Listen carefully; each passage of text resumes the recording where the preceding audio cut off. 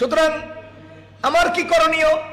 আমার করণীয় হলো কোন অত্যাচারী, সন্ত্রাসী, চোর, ডাকাত, চাঁদাবাজ কোন নেতা হলে, সে জামাত ইসলামের নেতা হলেও আমি তাকে সাপোর্ট দেব না, সে ধানের শীষের নেতা হলেও আমি তাকে সাপোর্ট দেব না, সে রিক্সা মার্কার নেতা হলেও আমি তাকে সাপোর্ট দেব না, সে হাত পাখা মার্কার নেতা হলেও আমি তাকে সাপোর্ট দিতে পারি না, সে নিজের কপালে জিব্রাইল আলাইহিস সালামের প্রতিনিধি দাবি করলেও আমি তাকে সাপোর্ট দিতে পারি না। কারণ আমার আল্লাহ আমাকে নীতি নির্ধারণ করে দিয়েছেন।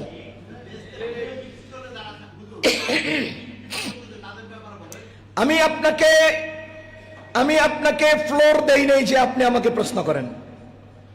কথা বুঝেন? আমি এখানে বসতে বলেছি।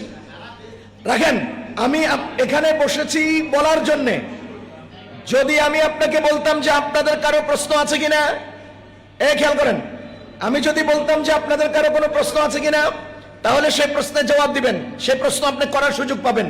আমার চলমান বক্তব্যের মাঝখান দিয়ে আপনি ঠাস করে প্রশ্ন উত্থাপন করবেন না, এটা ভদ্রতার মধ্যে পড়ে না, এটা ভদ্রতার মধ্যে পড়ে না।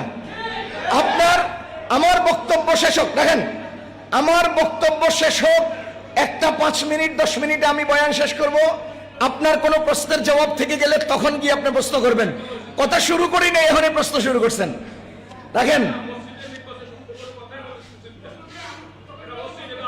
ওয়ালা তাআওয়ানু আলাল ইসমি ওয়াল উদওয়ান, মসজিদ আল্লাহর ঘর, এটা আমিও জানি, আপনিও জানেন। সুতরাং আমার বক্তব্য চলাকালে আপনি যে আওয়াজ দিচ্ছেন, এটাও তো মসজিদ আল্লাহর ঘরের সাথে খেলাফ হচ্ছে।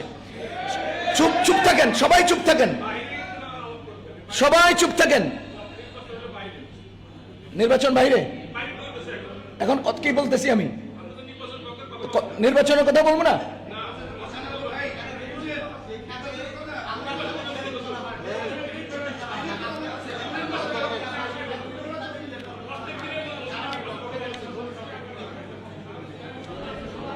আপনারা বলবেন না, আমি বলবো? চুপ থাকবেন, চুপ থাকবেন,